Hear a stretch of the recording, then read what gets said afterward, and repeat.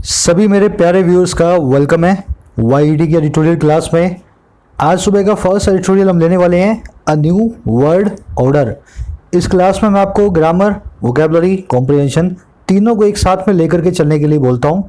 आज इसी grammar, vocabulary, comprehension को जो आप मेरे साथ सीखोगे उसी पे बेस्ड है क्विज। हल्के में बिल्कुल ना लें क्योंकि इसको हल्का मैंने नहीं बनाया। इसमें 2 क्वेश्चंस हैं पर एक्चुअल में देखो तो 8 क्वेश्चंस हैं। फर्स्ट क्वेश्चन में आपको देखना है कौन सी स्टेटमेंट ट्रू है इन the context of this passage, चारों में से। सेकंड क्वेश्चन में देखना है कौन सा वाला ABCD में से करेक्ट सेंटेंस है। हल्का नहीं है इसलिए पूरा दिमाग लगाना। पहले आप इस क्विज को स्क्रीनशॉट लेकर के पढ़ लें, फिर वीडियो को देख करके इस क्विज को मेरे साथ सॉल्व करें। वीडियो के एंड में मैं खुद आपको सॉल्व करवाऊंगा। चलिए शुरू करते हैं, कुछ नया सीखते हैं।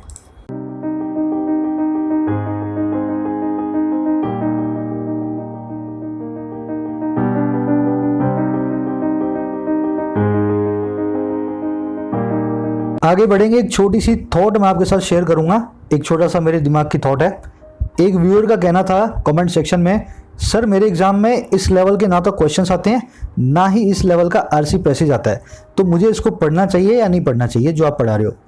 एक चीज़ का हमेशा ध्यान रखें, जिस वक्त आप जब ये एग्ज़ाम दे रहे हो ना 2020 में, 21 में, 22 में, 23 में, 25 में, अब ऐसी कंडीशन है कि आपके सर के ऊपर पाँव रख के 10 आदमी आगे निकलने को तैयार हैं।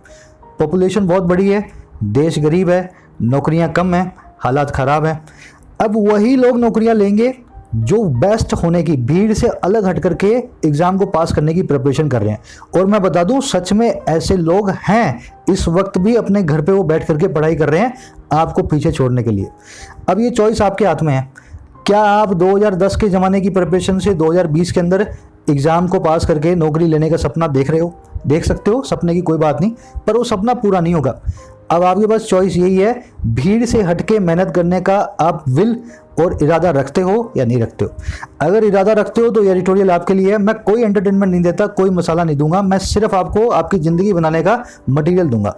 फोकस के साथ देख करके आप ले सकते हैं। नहीं तो दूसरी चॉइस भी है, चल रहा है कट रहा है तो वैसे कटता रहेगा सब कुछ, है ना। नौकरी मिलेगी नहीं मिलेगी किसको फ़र्क पड़ता है। ध्यान रखना इस चीज़ का। ज़िंदगी, इंसान वही होता है जो लड़ करके लेता है चीज़ों को, है ना।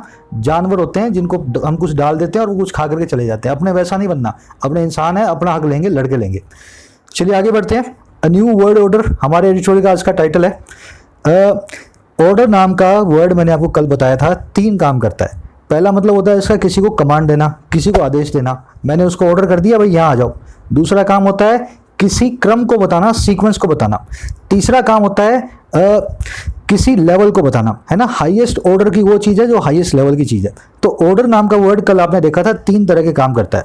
कह रहा है अब आ गया एक नया वर्ड ऑर्डर, पूरी दुनिया का एक नया क्रम आ गया है, एक नया सलीका आ गया है, एक नया अरेंजमेंट आ गया।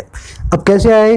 कह रहा ऑन यूनाइटेड नेशंस रिफॉर्म्स। कह रहा हमने लिखा है एडिटोरियल यूनाइटेड नेशंस में, संयुक्त राष्ट्र संघ में होने वाले रिफॉर्म्स के बारे में, वहाँ पे होने वाले सुधारों के बारे में। समझो इस चीज़ को। आज तक रशिया, अमेरिका, चाइना, फ्रांस, ये 4 कंट्री है ना, UK, यही कंट्रीज दुनिया की सुपर पावर कहलाती हैं। पर अब एक नया वर्ल्ड ऑर्डर आएगा जब यूनाइटेड नेशंस में रिफॉर्म्स होंगे। उसमें इंडिया भी होगा, जापान भी होगा, साउथ अफ्रीका भी होगा और ब्राज़ील भी होगा। समझ गए ना। तो जर्मनी जैसी कंट्री है, इंडिया जैसी कंट्री भी अब सुपर पावर की फहरिस्त में आ जाएंगी। तो एक नया वर्ल्ड ऑर्डर आने वाला है, एक नया क्रम आने वाला है महाशक्तियों का। चलो आगे बढ़ते हैं, देखते हैं इसको डिटेल से। हाँ, कह रहे the permanent members of the UNSC must support the reform process of the United Nations. कह रहे परमानेंट जो मेंबर्स हैं, स्थायी सदस्य हैं यूनाइटेड नेशन सिक्योरिटी काउंसिल के। ऑफ लगा के बता रहा है किसके? यूनाइटेड नेशंस सिक्योरिटी काउंसिल के। कह रहा है ये सुरक्षा महासभा के परमानेंट मेंबर्स को ना अब कुछ करना चाहिए। और करना चाहिए क्या? जरूर ही सपोर्ट करना चाहिए, मस्ट सपोर्ट रिफॉर्म की प्रोसेस को, सुधार की कार्यप्रणाली को यूनाइटेड नेशंस में, संयुक्त राष्ट्र संघ में। तो चारों पांचों मेंबर्स को, स्थायी सदस्यों को सुधार की प्रोसेस के लिए यूनाइटेड नेशंस को सपोर्ट करना चाहिए। समझ गए सेंटेंस को? देखो आज ज़रा डिफिकल्ट नहीं है ना ट्यूटोरियल, इसलिए मैंने ग्रामर और जो आपके क्विज के क्वेश्चन है ना वो थोड़े डिफिकल्ट बनाए हैं। तो आप पढ़ोगे तो इजीली पढ़ोगे। जैसे इस सेंटेंस में आपने देखा सब्जेक्ट था मेंबर्स, वर्ब थी मस्ट सपोर्ट। बहुत ही सिंपल सेंटेंस है। ऐसे ही आज आप 100% अंडरस्टैंडिंग से सारे ग्रीन में सब्जेक्ट और सारी पिंक कलर में वर्ब्स को अपने दिमाग में मेरे साथ मार्क करते जाएंगे, है ना। जैसे यहाँ मोदी आया सब्जेक्ट बन के, अब आप इसकी वर्ब ढूंढोगे खुद ही, है ना। आपको मिलेगा लास्ट में कि कॉल फॉर ही इसकी वर्ब है। तो इस तरीके से आप थोड़ा सा अपने आप पे वर्क करें, आज अच्छा मौका है अपने पास। चलिए आगे बढ़ते हैं। एक समरी मैं आपको दे देता हूँ। 2 दिन पहले हमने एक एडिटोरियल किया था जिसमें हमें बताया गया कि यूनाइटेड नेशंस के परमानेंट मेंबर्स चाहते हैं कि इसमें सुधार ना हो, क्योंकि उनको लगता है कि जैसे ही इसमें सुधार होगा वैसे ही इंडिया जैसी कंट्रीज आगे आएंगी और हमारी दादागिरी को बंद कर देंगी। अब हुआ क्या, इसकी 75वीं एनिवर्सरी पे, सालगिरह पे, नरेंद्र मोदी साहब जो अपने प्राइम मिनिस्टर साहब, इन्होंने एक भाषण भी दे डाला। इसी चीज पे परमानेंट महाशक्तियों को ललकारते हुए उसने बोला, नरेंद्र मोदी जी ने, कि मैं कॉल फॉर करता हूं कि रिफॉर्म हो और मैं पूरी तरह से वचनबद्ध हूं और पूरे अपना जोर लगाऊंगा, यूनाइटेड नेशंस को चेंज करवा के ही मानूंगा। समझ गए ना। तो उसी कहानी को उसने आगे बढ़ाया, कह रहा है कि मोदी जी ने बहुत बढ़िया काम किया, दुनिया भर के सामने बोल करके कि मैं यूनाइटेड नेशंस को चेंज करवाऊंगा। कह रहा है अब इसको करवाना ही पड़ेगा, आज नहीं तो कल।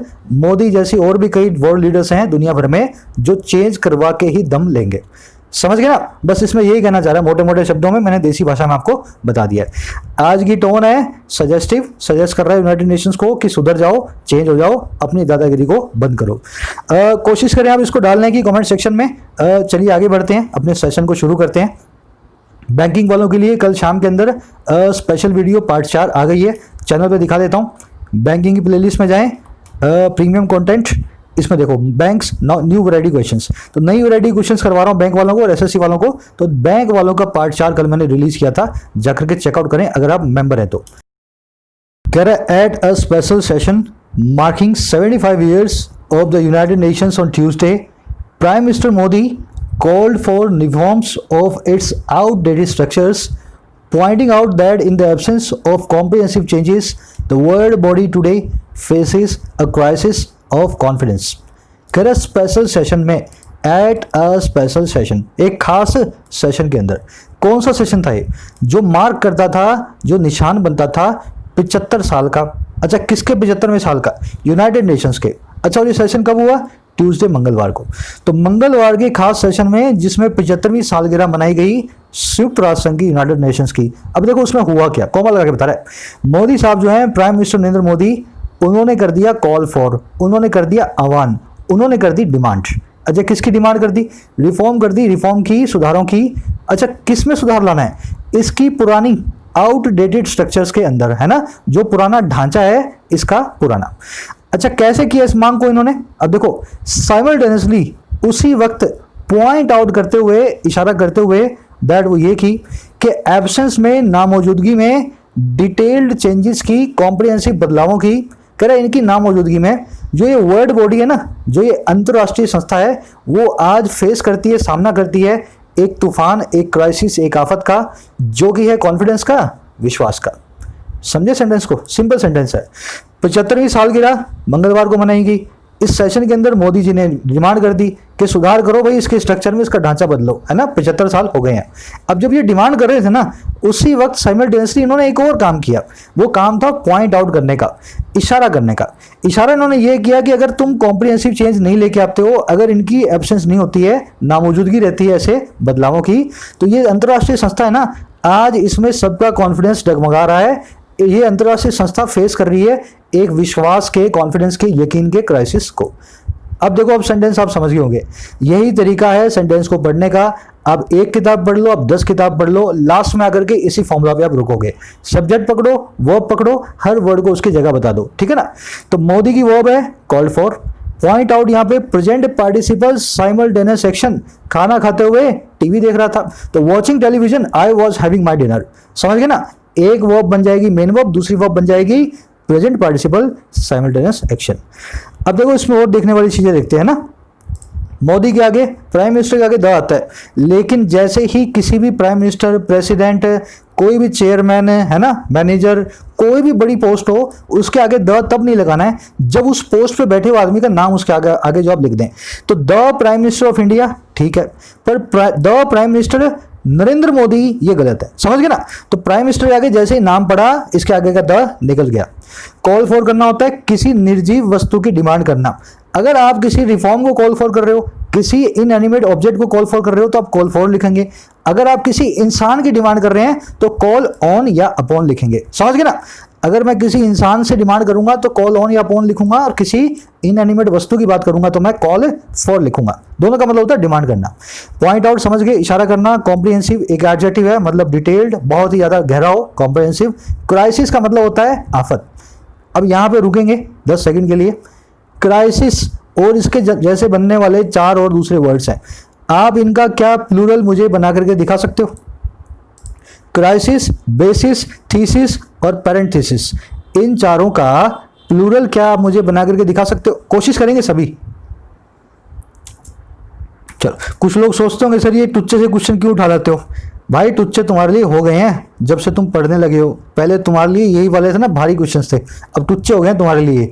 क्राइसिस का मतलब है आफत। एक आफत के लिए पीछे लगेगा IS, अगर एक से ज्यादा आफते हैं तो पीछे लगेगा ES। सिंपल सा है, कॉम्फंडा है ना। IS इसके लास्ट में आ रहा हो, उसका प्लूरल ऐसे बनता है, ES बना दो IS का। तो बेसिस का भी आप ऐसे ही बेसिस बनाएंगे, थीसिस का भी आप ऐसे ही थीसिस बनाएंगे, और पैरेंथेसिस का भी आप ऐसे ही ऐसा बनाएंगे। पैरेंथेसिस का मतलब होता है ब्रैकेट। ये जो ब्रैकेट होता है ना, इसको अपने इंग्लिश में बोलते हैं पैरेंथेसिस, ठीक है ना। तो इन सब का प्लूरल इस तरह से बनता है, हमेशा अपने दिमाग के कोने में रखें। चलिए आगे बढ़ते हैं। कह रहा while the words appear harsh given the occasion they can hardly be faulted. कह रहे जहां जो वर्ड्स हैं, जहां जो शब्द है मोदी साहब के दिखाई देते हैं बहुत ही हार्श, बहुत ही कड़े, और किस चीज को देखते हुए इस ओकेजन को, इस समा को, इस मौसम को, इस समारोह को, है ना। तो कह रहा इतने अच्छे समारोह पे मोदी साहब ने इतने कड़े वर्ड्स का जहां पे यूज कर दिया है, कह रहा वो जो है ना ये वर्ड्स, ये हार्डली ना के बराबर फॉल्ट किए जा सकते हैं, इनमें ना के बराबर आप गलती ढूंढ पाओगे। कह रहे जरूर इस ओकेजन पे ये वर्ड्स बहुत कड़े लगते हैं सुनने में, लेकिन एक बात भी इनकी गलत नहीं थी, सारे के सारे वर्ड्स जो हैं उनको आप फॉल्ट नहीं कर सकते, उनकी गलती नहीं निकाल सकते। समझ गए सेंटेंस को? चलो, सब्जेक्ट वर्ब पकड़ रहे हो, वर्ड्स की वर्ब है अपीयर, दे की वर्ब है can hardly be faulted. Hardly और हार्ड में आप डिफरेंस जानते हैं? अगर नहीं जानते तो आप पिछले किसी एडिटोरियल में देख लें, आज मैं जो बता रहा हूं वो समझे। हार्डली की पोजीशन फिक्स है, हार्डली हमेशा और हमेशा हेल्पिंग वर्ब और मेन वर्ब के बीच में आएगा। अगर एक से ज्यादा हेल्पिंग वर्ब हो तो पहली हेल्पिंग वर्ब के बाद में हार्डली को रख दें। तो कैन बी फॉल्टेड 3 वर्ब्स थी, तो मेन वर्ब फॉल्टेड से तो पहले आएगा ही आएगा। अब 2 हेल्पिंग वर्ब आई कैन और बी, तो 2 कैन और बी के बीच में आप इसको हार्डली को घुसा दें। तो हार्डली की पोजीशन क्या होगी? Between helping and the main verb. अब इसकी पोजीशन कभी चेंज नहीं होगी, जैसे ही मैं इसको फॉल्टेड के बाद रखूंगा ना सेंटेंस गलत हो जाएगा। चलो आगे बढ़ते हैं। कह रहा है India has been at the forefront of demanding reform in the UN, particularly its principal organ, the Security Council, for decades, staking its claim as one of the world's largest economies and most populous countries, with a track record in promoting a rules-based international order and contributing to peacekeeping through UN forces. अब किसी को देख कर लगेगा sir इतने लंबे sentence कैसे पढ़े जाएं? देखो कितना सिंपल है।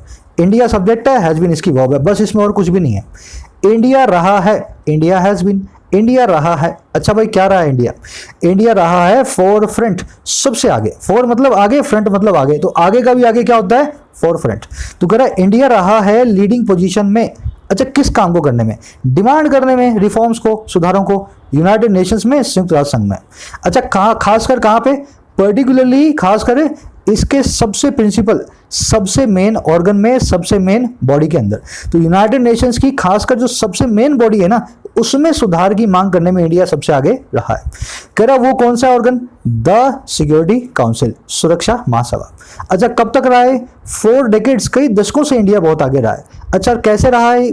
स्टेक करते हुए, साइमल्टेनियसली दावा ठोकते हुए, स्टेक करते हुए इस क्लेम को, ठोकते हुए अपने दावे को। और कैसे?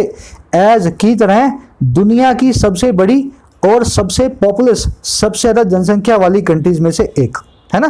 तो इस तरह से अपना दावा ठोकता आ रहा है इंडिया कि मैं दुनिया की सबसे बड़ी इकोनॉमी और सबसे बड़ी अर्थव्यवस्थाओं में से, दुनिया की सबसे ज्यादा पॉपुलेशन वाली कंट्रीज में से एक हूं। और कैसे? जिसका एक ट्रैक रिकॉर्ड भी है, बड़ा अच्छा हिस्ट्री है प्रमोट करने में रूल्स बेस्ड इंटरनेशनल ऑर्डर को, है ना। सारा इंटरनेशनल ऑर्डर जो भी इंडिया रखता है उसका रूल्स बेस्ड है, हमेशा अपने नियमों पे चलता है इंडिया। और ये कंट्रीब्यूट भी करता है peace keeping through UN forces को, कंट्रीब्यूट करता है, बहुत पूरा अपना सहयोग देता है शांति बनाए रखने में यूनाइटेड नेशंस की फोर्सेस के साथ। डरना मत, एक बार रिपीट करता हूं फिर इसका पोस्टमार्टम आपके सामने हो जाएगा, ठीक है ना। कह रहे इंडिया रहा है अगवा डिमांड करने में रिफॉर्म्स को यूनाइटेड नेशंस में, खास करके इसके सबसे बड़े भाग में ऑर्गन में जो कि है सुरक्षा महासभा सिक्योरिटी काउंसिल। और इंडिया आगे रहा है कई डेकेड से, कई दशकों से। और रहा कैसे है, साइमल्टेनियसली अपना दावा ठोकते हुए दुनिया की सबसे बड़ी और सबसे ज्यादा जनसंख्या वाली कंट्रीज में से एक कंट्री के तौर पे। और वो कंट्री जिसका ट्रैक रिकॉर्ड है प्रमोट करने में रूल्स बेस्ड इंटरनेशनल ऑर्डर को। इंडिया में इंटरनेशनल पॉलिसी जो है रूल्स बेस्ड होती है, ऐसे कोई भी किसी कंट्री को हम ना लड़ते हैं ना किसी से दोस्ती करते हैं, है ना, रूल्स बेस्ड है। और हम बड़े अच्छे से कंट्रीब्यूट भी करते हैं शांति को बनाने में, पीस कीपिंग करने में यूनाइटेड नेशंस की फोर्सेस के सहारे। तो यूनाइटेड नेशंस की फौजों के सहारे हमने बहुत जगह शांति के मिशन भी अंजाम दिए। समझ गए सेंटेंस को। देखने वाली चीज क्या थी, सब्जेक्ट वो आपने पकड़ लिया। साइमल्टेनियस सेक्शन था स्टेकिंग इट्स क्लेम, दावा ठोकते हुए अपना, है ना। तो ये काम साइमल्टेनियस हो रहा था। फोर फ्रंट होता है जो सबसे आगे हो, लीडिंग पोजीशन में हो। इसके एक वर्ड है वैनगार्ड। वैनगार्ड, वैनगार्ड वो होता है जो सबसे आगे होता है, आर्मी की सबसे आगे वाली बटालियन को बोलते हैं वैनगार्ड, ठीक है ना। गोली पहली जिसको पड़ेगी वो वैनगार्ड होगा, समझ गए। चलो, ऑर्गन होता है आपके शरीर का एक हिस्सा। अगर किसी संस्था का कोई हिस्सा है तो उसका एक मंच हो गया, एक स्ट्रक्चर हो गया, यूनिट होगी, है ना, ऑर्गन। वन ऑफ के बाद में हमेशा प्लूरल जो है वो आएगा, आपका नाउन आएगा। तो one of the world's largest economies, economies, है ना, इकोनॉमी नहीं, इकोनॉमीज। आगे और कुछ है नहीं इसमें, चलो बढ़ते हैं। करे the UN was born in the crisis of the World War era and the realities of that time can hardly be compared to the present। करे जो यूनाइटेड नेशन था वो पैदा हुआ था, वॉज बॉर्न क्राइसिस में, उस आफत में, तूफान में जो था वर्ल्ड वॉर एरा का, जो था विश्व युद्ध एरा का। और कह रहे जो रियलिटी है ना उस वक्त की, ऑफ दैट टाइम, उस वक्त की, उनको हार्डली कंपेयर किया जा सकता है आज के हिसाब से टू द प्रेजेंट।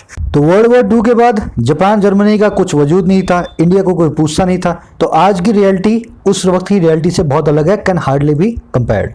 समझ गए, सिंपल सेंटेंस है। सब्जेक्ट वर्ब पकड़ते रहना, यूएन की वर्ब वॉज, रियलिटी की verb can hardly be compared. करे the UN's is permanent veto carrying members chosen by virtue of being winners of the World War II, the US, the UK, France, Russia and later China can hardly claim adequate representation of the world's leadership today। कह रहे UNSC के, संयुक्त राष्ट्र संघ सुरक्षा महासभा के, security council के जो परमानेंट वीटो को कैरी करने वाले मेंबर्स हैं। वीटो कैरिंग मेंबर्स कौन है, जिनके पास वीटो पावर है, ये वोट दे सकते हैं अपना, इनके वोट से पूरी दुनिया हिल सकती है, ऐसा इनके पास वोट देने की पावर्स हैं। तो कह रहे संयुक्त राष्ट्र संघ की सुरक्षा महासभा के परमानेंट मेंबर्स जो चूज किए गए थे, चोजन थे, वर्चू से, गुण से, और इनका गुण था विनर्स होने का, विजेता होने का वर्ल्ड वॉर 2 में। तो ये सिर्फ वर्ल्ड वॉर 2 के विजेता होने के नाम पे ही इनको परमानेंट सदस्यता मिली थी। अब ये कौन कौन है, अमेरिका है, इंग्लैंड है, फ्रांस है, रशिया है और बाद में बना चाइना। कह रहे जो मेंबर्स है ना, अब इनकी वर्ब आई है, कैन हार्डली क्लेम, ये मुश्किल से ही, ना के बराबर ही क्लेम कर सकते हैं, दावा ठोक सकते हैं, एडिक्वेट रिप्रेजेंटेशन का, सही प्रतिनिधित्व का, दुनिया की लीडरशिप का आज। तो ये 5 कंट्रीज जो हैं दुनिया के लीडर्स नहीं हैं आज की डेट में, सही लीडरशिप का दावा ये ठोक नहीं सकते हैं, पर फिर भी दुनिया को यही चलाते हैं संयुक्त राष्ट्र जो है ना सुरक्षा महासभा के जरिए। समझ गए सेंटेंस को। वर्च्यू समझ लेना, गुण होता है आपका, कोई भी आपकी अच्छी चीज है ना वो आपका वर्च्यू होता है। अगेन कैन हार्डली क्लेम, तो क्लेम और कैन के बीच में, हेल्पिंग और मेन वर्ब के बीच में हार्डली की पोजीशन होती है, हमेशा इसको ध्यान में रखें। चलिए आगे बढ़ते हैं। करे the UNSC does not include a permanent member from the African, Australian, south American continents and the pillars of the multilateral order such as the G4 group of Brazil, India, Germany and Japan have been ignored for long। कह रहे जो संयुक्त राष्ट्र संघ सुरक्षा महासभा है, UNSC है, नहीं शामिल करती है एक परमानेंट मेंबर को, ना तो अफ्रीका से, ना ऑस्ट्रेलिया से और ना साउथ अमेरिकन कॉन्टिनेंट से। तो इन तीनों महाद्वीपों से एक भी मेंबर, एक भी कंट्री परमानेंट मेंबर जो है यूएनएससी का नहीं है। और जो पिलर्स हैं, जो कॉलम्स हैं, जो आधार हैं, स्तंभ हैं एक मल्टीलेटरल ऑर्डर का, एक बहुआयामी अरेंजमेंट का, जैसे कि एक G4 है ना, G4 ग्रुप, और किस किस का, इन चारों देशों का।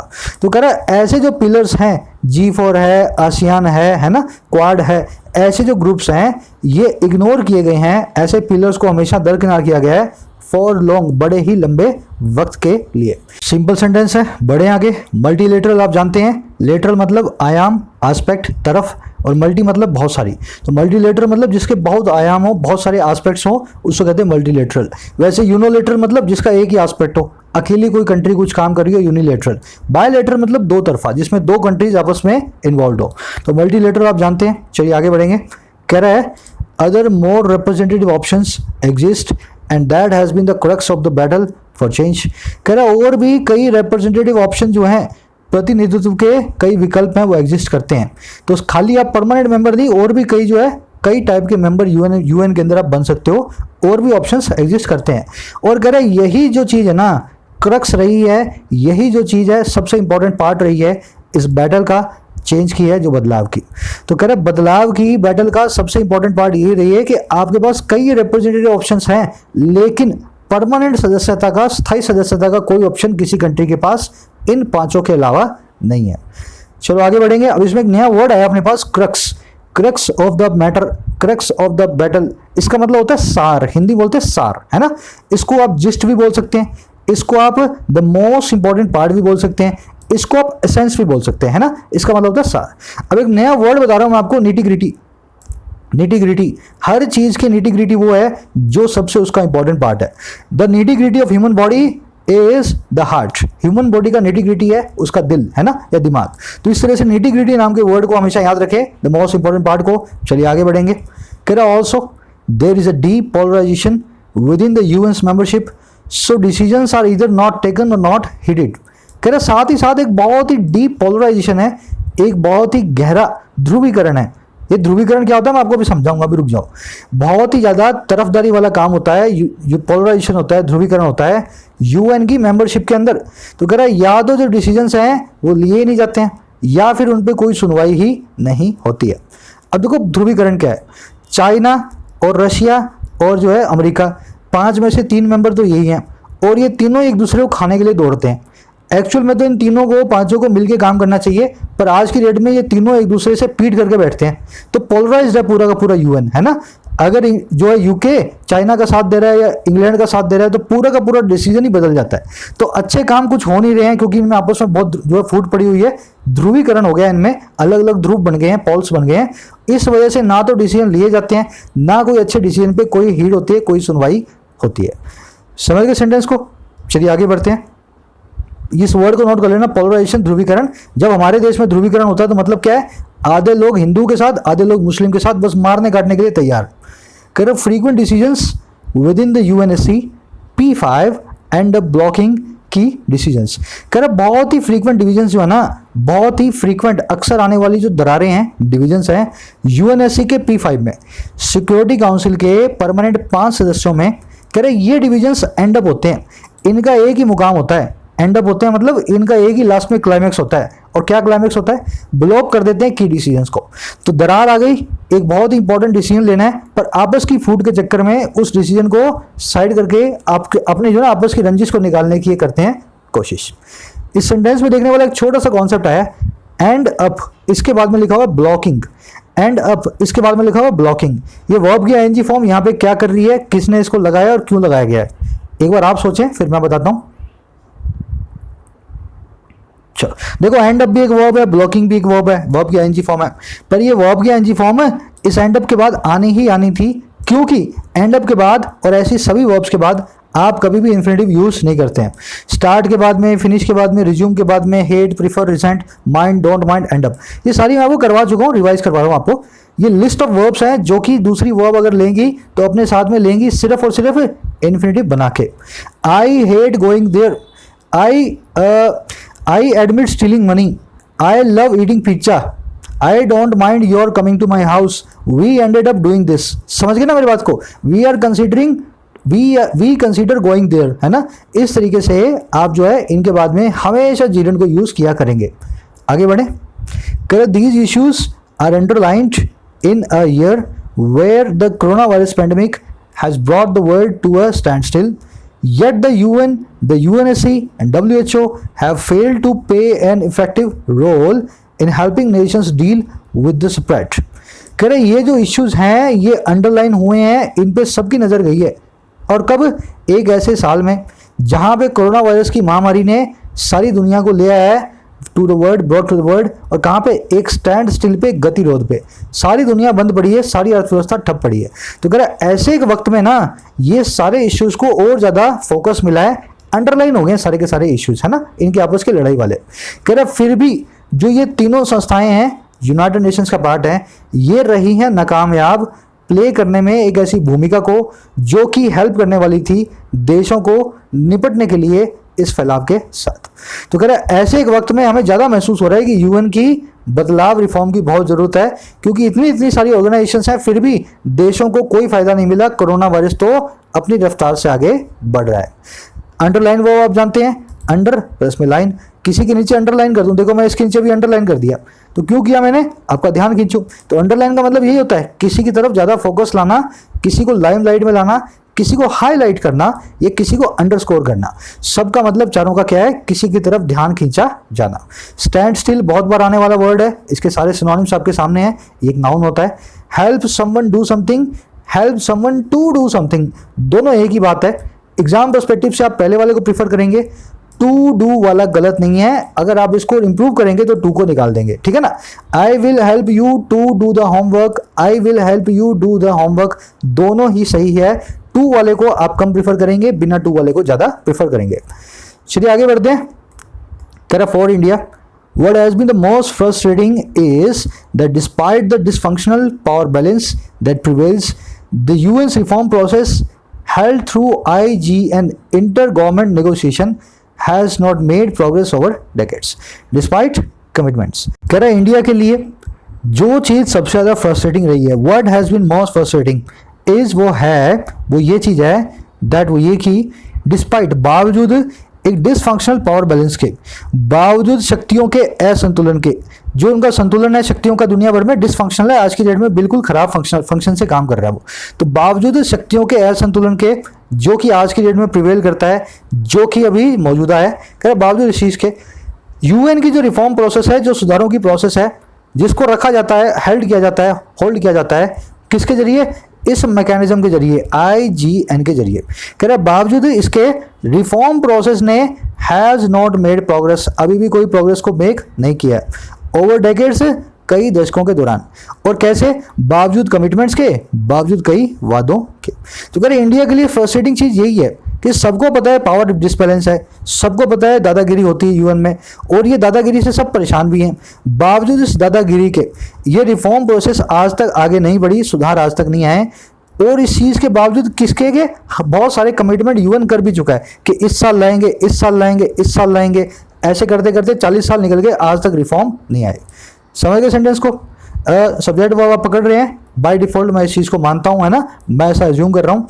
डिस्पाइट वर्ड को नोट करें, इसका मतलब होता है बावजूद। इसके लिए आप इन स्पाइट ऑफ भी यूज करते हैं, पर डिस्पाइट के आगे ऑफ नहीं लगता है, कॉमन एरर का क्वेश्चन है, इसके आगे आप ऑफ ना लगाएं, पर डिस्पाइट के आगे ऑफ जरूर लगेगा। अच्छा, इन दोनों की जगह आप यूं भी यूज कर सकते हैं नॉट विद स्टैंडिंग, ये भी डिस्पाइट और इंस्पाइट ऑफ का एक सिनोनिम होता है, ठीक है ना। तीनों ही वर्ड्स यहाँ पे आ सकते थे। चलिए आगे बढ़ते हैं। कर the UN has chosen to roll over the discussions of the IGN which are looking at 5 major issues। कह रहे यूनाइटेड नेशन ने चूज किया है, इसने ऐसा विकल्प चुना है कि रोल ओवर करेगा, ये आगे बढ़ाएगा, कंटिन्यू करेगा बातचीतों को IGN के ऊपर। IGN एक नेटवर्क है, IGN एक सिस्टम है जिसके अंतर्गत सारे जो रिफॉर्म्स आने वाले हैं यूनाइटेड नेशंस के अंदर। इस सिस्टम को इंप्लीमेंट नहीं कर रहे, बस बना के छोड़ दिया है ना। जैसे एक मशीन है, आपके घर पे ला करके छोड़ दी कि ये काम करेगी, पर उस मशीन को आज तक आपने बिजली में नहीं लगाया। तो यूएन ने भी चूज किया है कि ये IGN की जो डिस्कशन है ना, इसको कब हम शुरू करेंगे, इसको रोल ओवर करेंगे, अभी आगे देखेंगे, है ना, रोल ओवर करेंगे। और ये वो डिस्कशन है जो लुक कर रही हैं, जो लुक एट कर रही हैं, देख रही हैं 5 मेजर इश्यूज पे। तो 5 मेजर इश्यूज को ये देखने वाली हैं। अब देखो कौन से इश्यूज हैं। पहला है एनलार्जिंग द सिक्योरिटी काउंसिल, सुरक्षा महासभा को कैसे एनलार्ज किया जाए, कैसे और बड़ा बनाया जाए, 5 की जगह 15 स्थायी मेंबर हो। अच्छा, दूसरा है कैटेगरीज ऑफ मेंबरशिप, मेंबरशिप की कैसी कैसी कैटेगरीज हो, कोई स्थायी हो, कोई अस्थायी हो, किसी पे कम वीटो हो, किसी को ज़्यादा वीटो। तीसरा the question of veto, veto का वो क्वेश्चन, वीटो की ताकतों का वो सवाल, जो veto 5 members of UNSC wield, जिसको UNSC के 5 मेंबर अपने हिसाब से कंट्रोल करते हैं। विल्ड करने का मतलब क्या है, किसी हथियार को जैसे आप कंट्रोल करते हो ना, किसी लाठी को, किसी औजार को, किसी स्वॉर्ड को, वैसे ही 5 परमानेंट मेंबर्स वीटो को आज की डेट में विल्ड करते हैं, दुनिया के सामने उसको दिखाते हैं, है ना। तो इस सवाल जो है वीटो का, इस पे भी बात करनी है इनको। और किस पे? रीजनल रिप्रेजेंटेशन में। अफ्रीका में सब गरीब हैं तो अफ्रीका से भी रिप्रेजेंटेशन आना चाहिए, रीजनल रिप्रेजेंटेशन हो। और किसका? Redistributing the security council general assembly power balance, फिर से रीडिस्ट्रीब्यूट किया जाए सिक्योरिटी काउंसिल के, सुरक्षा महासभा के पावर के बैलेंस को, शक्तियों के संतुलन को। तो ये 5 इश्यूज हैं, इनको रिपीट नहीं करेंगे, मोटे मोटे वही हैं कि वीटो पावर को कैसे सब कंट्रीज में थोड़ा थोड़ा डिवाइड किया जाए। अब 2 देखने वाले वर्ड्स आए हैं, वो तो उस पर हम जो थोड़ा सा नजर डालेंगे। रोल ओवर करना मतलब कैरी फॉरवर्ड करना फ्यूचर के लिए, है ना। आगे किसी चीज को आप ले जाते हैं ना तो रोल ओवर करते हैं। एनलार्ज एक वर्ब है, जब लार्ज के आगे एन लगाया तो एनलार्ज मतलब किसी चीज को लंबा बनाना। डेंजर के आगे एन लगाया तो एंडेंजर मतलब किसी चीज को डेंजर में डालना। रेज गुस्से के आगे एन लगाया तो एनरेज मतलब गुस्से में आना। टेल के आगे एन लगाया तो मतलब पूंछ के आगे किसी चीज को अपनी पूंछ की तरह पीछे पीछे लाना। एंटेल करना मतलब आपके पीछे पीछे कोई चीज आएगी, आप उसको एंटेल करेंगे। एक्ट मतलब काम करना। इनेक्ट मतलब किसी चीज को, किसी कानून को, किसी लॉ को जो है बनाना, इनेक्ट करना। तो एन लगा के आप बहुत सारे वर्ड्स के आगे एक नई वर्ब को बनाते हैं, एन लगा के प्रीफिक्स को, है ना। तो एन लार्जिंग का मतलब आप समझ गए। चलिए, वील्ड का मतलब आपको बता दिया, टू हैव कंट्रोल और इन्फ्लुएंस, है ना। आपका या तो किसी चीज पे कंट्रोल हो या बहुत ही आपका प्रभाव हो। ही wields a lot of power in the company, वो कंपनी में बहुत ही सारी पावर्स को इन्फ्लुएंस करता है या कंट्रोल करता है। कंपनी के अंदर बहुत ही पावरफुल आदमी है, wields a lot of power। चलिए आगे बढ़ते हैं। अब यहां से सिंपल है ना, it is some comfort that UN's 75th anniversary declaration passed by all members countries this week pledges to upgrade the United Nations with a commitment to instill new life in the discussions on the reform of the Security Council। कर अब थोड़ी सी राहत की बात है, it is some comfort। भाई क्या comfort है? दैट वो ये कि यूनाइटेड नेशंस की 75वीं डिक्लेरेशन है, 75वीं सालगिरह का जो ऐलान है, जिसको पास किया गया था डिक्लेरेशन को सारी मेंबर कंट्रीज के द्वारा इस हफ्ते। कह रहे ये डिक्लेरेशन जो है ना, ये शपथ भरता है, प्लेस करता है, एक ओथ लेता है, प्रॉमिस करता है, वॉर लेता है, और किस चीज़ की? कि अपग्रेड करेगा यूनाइटेड नेशंस को, इसको मरम्मत करके अपग्रेड करेगा, एक दर्जा ऊपर लेकर के आएगा। और कैसे लाएगा? एक कमिटमेंट के साथ, एक वादे के साथ कि इंस्टिल किया जाएगा, भरा जाएगा नए जीवन को, नई लाइफ को, डिस्कशंस के अंदर, बातचीत के अंदर, जो है रिफॉर्म की, सुधारों की, सिक्योरिटी काउंसिल के। लंबी लंबी बातें हैं, है ना। 75वीं सालगिरह में इन्होंने कसम खाई होगी कि हम इसको अपग्रेड करेंगे और डिस्कशन की बातचीत को फिर से जिंदा करेंगे। कैसे हम जो रिफॉर्म की बातचीत को हम जो है फिर से जिंदा करेंगे। प्लेज नाम का वर्ड देख लेना। प्लेज का मतलब है शपथ खाना, किसी की कसम खाना। जब आपकी नौकरी लगेगी ना सरकारी, तो फर्स्ट डे ज्वाइनिंग पे आपको एक किताब पे शायद गीता ही होती है, उस पर रख के हाथ आपसे कसम दिलवाएंगे, है ना। जनरली सेंटर में तो होता है, स्टेट में भी होता होगा। तो वो आपकी प्लेज होती है कि मैं जिंदगी भर काम करूंगा, मन लगा के, किसी से करप्शन नहीं करूंगा, एक पैसा नहीं लूंगा। तो प्लेज का आप ऐसे इस वर्ड को रिलेट करके रखें ना, प्लेज को। चलिए आगे बढ़ते हैं। आपने ये जो टू वाले बहुत सारे वर्ड्स मेरे साथ देखे ना, habitual to, committed to, with a view to, इनके बाद में हमेशा वर्ब की एनजी फॉर्म आती है। आज मैं एक नया फ्रेज बताता हूँ आपको, कमिटमेंट टू। इसके आगे वर्ब की एनजी फॉर्म भी आती है और वर्ब की फर्स्ट फॉर्म भी आती है, दोनों ही सही है। कमिटमेंट टू के आगे जीरोड भी सही है, कमिटमेंट टू के आगे वर्ब की फर्स्ट फॉर्म भी सही है, दोनों ही काम करता है। Those words can only be realized if the UNSC's permanent members recognize the deep peril the UN faces and support the reform process। इतना पढ़ेंगे फिर आगे बढ़ेंगे। कह रहे ये वर्ड सिर्फ तभी रियलाइज हो सकते हैं, इन चीज़ों को तभी आप जो है हकीकत बना सकते हैं, अगर यूएनएससी के परमानेंट मेंबर जो हैं वो पहचानते हैं उस गहरे पेरिल को, खतरे को, जिसको यूनाइटेड नेशंस फेस करता है, संयुक्त राष्ट्र संघ जिसके आज जो है सामने खड़ा है, उस खतरे को। और यही मेंबर्स सपोर्ट करते हैं रिफॉर्म की प्रोसेस को, जो कि an act that will require looking beyond their own interest for the greater good of the world and it's peace building architecture. कह रहे ये वो सपोर्ट का काम है, रिफॉर्म प्रोसेस, जो एक ऐसा एक्ट है जो कि जरूरत पड़ेगी जिसको लुक बियॉन्ड करने की, पार देखने की, इनको अपने खुद के इंटरेस्ट से, अपनी खुद की भलाई से, ग्रेटर गुड के लिए, बड़ी भलाई के लिए, पूरी दुनिया की, द वर्ल्ड की, और इसकी पीस कीपिंग आर्किटेक्चर की, इसके शांति को बनाए रखने के ढांचे की। तो कह रहे ये सिर्फ तभी हो सकता है जब पांचों मेंबर समझे इस चीज़ को कि कितना बड़ा खतरा आ गया है और सपोर्ट कर दें रिफॉर्म की प्रोसेस को, जो कि एक ऐसा काम है जिसमें इनको अपनी भलाई से आगे देखना पड़ेगा दुनिया भर के ग्रेटर गुड की तरफ, और पीस बिल्डिंग आर्किटेक्चर को खड़ा करना पड़ेगा, शांति बनाने के एक ढांचे को बनाना इनको पड़ेगा। समझ गए आई थिंक। इसमें वर्ड देखने वाला पेरिल है। पैरिल का मतलब होता है डेंजर, तो डेंजर से इंडेंजर बनता है, वैसे पैरिल से इम्पैरिल बनता है। एंडेंजर इम्पैरिल दोनों वर्ब्स हैं, दोनों का मतलब है किसी को खतरे में डालना, है ना। Danger is equal to peril. Own एक पजेसिव एडजेक्टिव लेकर के ही आएगा। ये एक ऐसा एडजेक्टिव है जिससे पहले एक पजेसिव एडजेक्टिव पजेसिव नाउन होना चाहिए। तो my own car, your own house, हमेशा my own, my our, your, है ना, देयर, ऐसा इसके पहले हमेशा लगेगा ही लगेगा। चलिए सिंपल था आज का, फटाफट से अपना क्विज सॉल्व करें। यहाँ पे वीडियो को पॉज कर सकते हैं आप, है ना। मैं अब आपको क्विज को सॉल्व करवाऊंगा ताकि आपको पता चले आपकी क्या कमियां थी। चलो आ जाओ। Which of the following is are true in the context of the passage. जिसको वीडियो लंबी लग रही है वो यहाँ पे अपना जो है खत्म कर सकता है सेशन को। अब ये जिन्होंने क्विज सॉल्व किया उनके लिए आगे का पार्ट, है ना। देखो कौन सी चीज पांचों में से सही है ना। अब पांचों अपने स्टेटमेंट्स को पढ़ते हैं और देखते हैं कौन सी स्टेटमेंट सही थी। कह रहे the P5 permanent 5 US, UK, China, Russia and France were offered for the permanent membership of UNSC after being victorious in World War I। बात बिल्कुल सही है। पांचों मेंबर जो हैं वर्ल्ड वॉर में जीतने के बाद ही यूनाइटेड नेशंस के परमानेंट मेंबर बने थे। पांचों मेंबर्स के नाम भी चेक कर दो, बिल्कुल सही लिखे हुए हैं, UK, US, चाइना, रशिया और फ्रांस। दिक्कत सिर्फ एक हो गई, कौन सी भाई, ये बने थे वर्ल्ड वॉर 2 के बाद, ना कि वर्ल्ड वॉर 1 के बाद। वर्ल्ड वॉर 2 के बाद आया था ना यूनाइटेड नेशंस, तो वर्ल्ड वॉर 2 के बाद ये काम हुआ है, वर्ल्ड वॉर 1 के बाद नहीं हुआ। ये सेंटेंस अपने आप में रॉन्ग है, इसको अपने कर देते हैं रेड। पूरा सेंटेंस पढ़ना है आपको, ऐसा नहीं है आधा पचद्दा पढ़ा और देख के अपने हिसाब से लगाया है, पूरा सेंटेंस पढ़ा करो। The deep polarisation among the G4 has prove to be a standstill on important decisions. अब इसको मेरे ख्याल से सारे लोग सही मानेंगे, है ना। कहना क्या है इसका, बहुत ही ज्यादा ध्रुवीकरण जो है G4 कंट्रीज के बीच में वो बन कर क्या है, प्रूव्ड हुआ है एक गतिरोध इंपॉर्टेंट इश्यूज के ऊपर। बात बिल्कुल सही है, पर ये जो G4 का जो हम बात कर रहे हैं ना पोलराइजेशन की, ये बात हो रही थी UNSC के अंदर, ना कि G4 के अंदर। तो यहाँ पे G4 लिख करके सेंटेंस मैंने गलत बना दिया, इस सेंटेंस को भी आप रॉन्ग मानेंगे।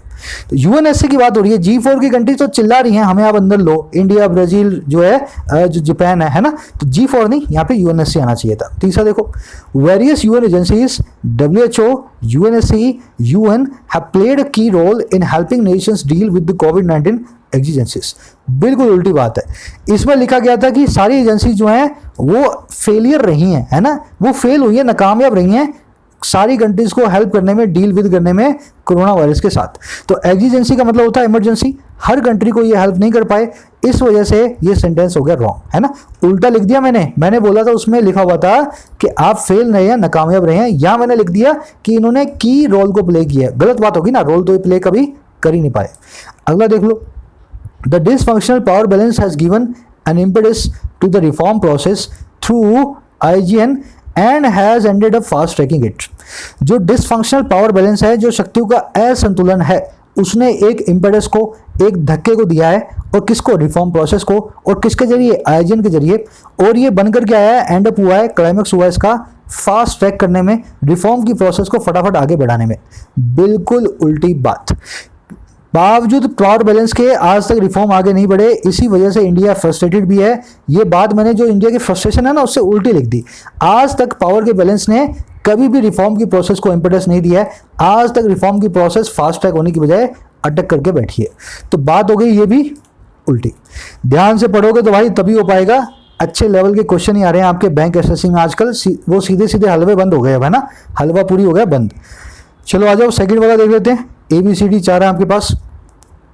While the words of the PM ended up appearing harsh considering the occasion, they can be faulted hardly। दो कॉन्सेप्ट लगेंगे। देखो चारों सेंटेंस एक जैसे ही हैं, जानबूझ के बनाए गए हैं ताकि आपको कंफ्यूज किया जाए। पहली चीज, एंडेड अप के बाद में, कंसीडर के बाद में, एडमिट के बाद में, स्टार्ट के बाद में, फिनिश के बाद में, माइंड के बाद में क्या आता है, वर्ब के ING फॉर्म। तो एंडेड अप के बाद में जहां जहां अपीयरिंग आ रहा है वही आपका आंसर है, ठीक है ना। तो अपीयरिंग यहां आ रहा है, अब देखो यहाँ टू अपीयर आ रहा है, तो ये तो तुम्हारा आंसर नहीं है, ये तो हो गया पहले से ही फेल, ठीक है ना। तो अपीयरिंग यहाँ आ रहा है, ये भी तुम्हारा आंसर हो सकता है, ये भी तुम्हारा आंसर हो सकता है। दूसरा देखो, हार्डली की पोजीशन क्या होती है, हेल्पिंग और मेन वर्ब के बीच में। तो कैन बी फॉल्टेड, अब देखो यहाँ लग गया हार्डली, हार्डली की पोजीशन गलत है मेरे भाई, इस गलत पोजीशन की वजह से ये सेंटेंस है गलत, ठीक है ना। हार्डली की पोजीशन यहाँ देखो, हार्डली आ रहा है कैन के बाद में, ये वाली पोजीशन बिल्कुल ठीक है, ये वाली पोजीशन बिल्कुल ठीक है, कैन और बी के बीच में आ रहा है ना। अब ध्यान देना, कैन हार्डली बी फॉल्टेड होना चाहिए, कैन हार्डली बी फॉल्टेड होना चाहिए, वर्ब की थर्ड फॉर्म चाहिए ना बी के बाद में, सेंटेंस तो ऐसा ही था, इसको बड़ा मुश्किल ही फॉल्ट किया जा सकता है, फॉल्ट नहीं, कैन हार्डली बी फॉल्टेड। अगर आप ध्यान से देखो तो ये भी तुम्हारा सेंटेंस है गलत। अब तीसरा देख लो, चौथा, यहां पे हार्डली की पोजीशन है कैन के बाद में और लास्ट में आ रहा faulted, this is your correct sentence. तो D is your answer. Hardly की पोजीशन और अपीयरिंग के जो है ना एंडेड अप के बाद वर्ब की आईएनजी फॉर्म, इन दोनों को देख के मुझे पता लगा। अच्छा क्विज है, बिल्कुल भी डिस्करेज मत होना, प्रैक्टिस करो आप अगर प्रैक्टिस कर सकते हो ना तो आपको कोई चीज़ नहीं हरा सकती, आप खुद ही अपने आप को हरा सकते हो अगर आप प्रैक्टिस ना करो, अपना दिमाग अपना फोकस ना डालो तो। मुलाकात लूंगा कल की वीडियो में, तब तक के लिए साइनिंग आउट। एक शेयर देना वीडियो को अगर पसंद आई हो तो। चलिए।